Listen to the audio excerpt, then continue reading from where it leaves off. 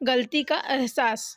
नेहा, देखो दरवाजे पर कौन लगातार घंटी बजा रहा है, किचन से नेहा की दादी बोली। दौड़कर नेहा ने दरवाज़ा खोला तो दरवाजे पर अपनी बुआ को खड़ा पाया। कौन है नेहा? रसोई से फिर आवाज़ आई। दादी, शांति बुआ आई है, दरवाजे पर खड़ी है, नेहा ने कहा। नेहा के मुंह से शांति का नाम सुनकर कुछ देर के लिए दादी स्तब्ध रह गई। साड़ी का पल्लू कमर से निकाल कर नेहा की दादी पल्लू में हाथ पोंछते हुए दरवाजे पर आई। यहाँ क्यों आई हो अब? गुस्से में लाल होकर दादी ने शांति से कहा। दादी का रौद्र रूप देखकर नेहा थोड़ा घबरा गई। दादी हाई ब्लड प्रेशर की मरीज थी, अतः जल्दी से रसोई से एक गिलास पानी लाकर दादी को दिया। पानी का गिलास हाथ से अलग करते हुए दादी बोली, नेहा, अपनी बुआ से कह दो अपना बोरिया बिस्तर लेकर उस दिन की तरह यहाँ से निकल जाए, जैसे उस दिन हमारी इज्जत को दांव पर रख कर निकल गई थी। माँ की कटु बात सुनकर शांति दरवाजे पर ही खड़ी रही। नेहा की दादी ने दरवाज़ा उसके मुंह पर बंद कर दिया और सोफे पर आकर बैठ गई। नेहा के हाथ से पानी लेकर पिया और अतीत में खो गई। नेहा कभी खिड़की से दरवाजे पर बैठी बुआ को देखती है तो कभी सोफे पर गुस्से में लाल बैठी अपनी दादी को। नेहा भी चुपचाप से अपनी दादी के बगल में आकर बैठ गई। नेहा की उम्र 15-16 साल की थी और वह सब कुछ समझ सकती थी।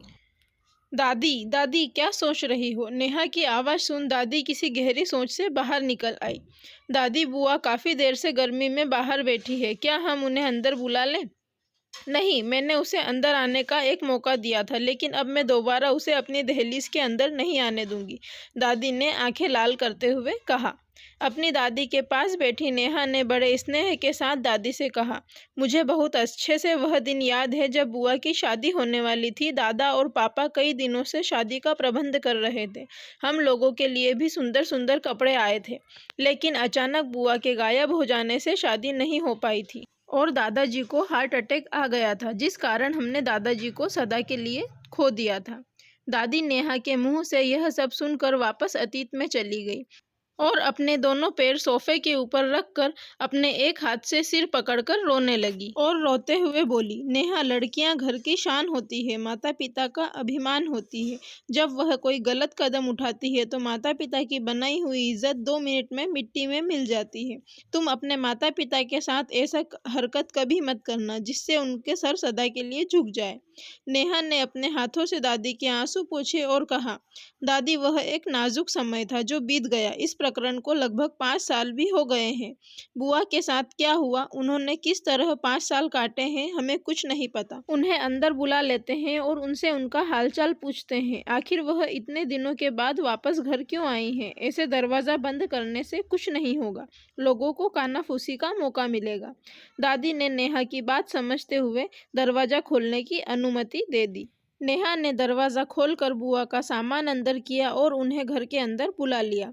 शांति घर के अंदर आते ही अपने घर को देखकर रोने लगी। पिताजी की तस्वीर के आगे जाकर माफ़ी मांगते हुए रोते रोते ज़मीन पर बैठ गई। नेहा ने पानी का गिलास आगे बढ़ाते हुए बुआ को दिया। पानी की 1-2 घूंट लेकर बुआ अपनी माँ के पैरों में सर रखकर रोने लगी। इसी बीच नेहा के माता पिता भी अपने काम से वापस घर आ चुके थे। शांति को घर पर देखकर पहले नेहा के पिता को बहुत गुस्सा आया और वह उसका हाथ पकड़कर बाहर निकालने लगे। नेहा की माँ ने समझाते हुए अपने पति का गुस्सा शांत किया और सुझाव दिया कि शांति से उसके बारे में पूरी जानकारी लेते हैं और उससे पूछते हैं उसने हमारे साथ ऐसा क्यों किया था। अपनी पत्नी की बात मानकर नेहा के पिता कुछ शांत हुए। अपने को संभालते हुए शांति ने कहा, माँ और भाई, मैंने आप लोगों की बात ना मानकर अपने जीवन में बहुत बड़ी गलती की है। मोहित ने मुझे अपनी बातों में फंसाकर प्यार का नाटक किया था। वह पिताजी की संपत्ति के लालच में आकर मुझसे शादी करना चाहता था, लेकिन जब पिताजी ने उससे शादी करने के लिए मना कर दिया तो वह मुझे छोड़कर जाने लगा। मैं उसके प्यार में इतना पागल हो गई थी कि मैं उसकी आंखों में लालच नहीं देख पाई और शादी के मंडप से शादी में बनाए गए जेवर को लेकर उसके साथ भाग गई। उसने मुझसे शादी तो नहीं की, मेरे जेवर लेकर उसने मुझे छोड़ दिया और पता नहीं कहाँ चला गया। उसे ढूंढने की मैंने बहुत कोशिश करी तो मुझे पता चला कि वह तो पहले से शादीशुदा है। मैं वापस घर आना चाहती थी, लेकिन जैसे मुझे पता चला कि सदमे में मेरे पिताजी की मृत्यु हो चुकी है, मैं वापस घर आने की हिम्मत ना कर सकी। जो मेरे पास बचे हुए पैसे थे तथा अपनी कुछ सहेलियों की मदद से मैं एक किराए के घर में रहने लगी तथा छोटा मोटा काम कर अपना जीवन बिताने लगी। मैंने समझ लिया था कि यह मेरा पश्चाताप का समय है और मैं अपनी करनी का फल काट रही हूँ। अपनी बहन की ऐसी हालत देखकर नेहा के पिता की भी आंखें भर आई। माँ का मन तो माँ का होता है। नेहा की दादी का भी गुस्सा कुछ शांत हो गया था। नेहा ने परिवार वालों को समझाया कि बुआ को अपनी गलती का एहसास ही नहीं बल्कि उसका वह पश्चाताप भी कर चुकी हैं।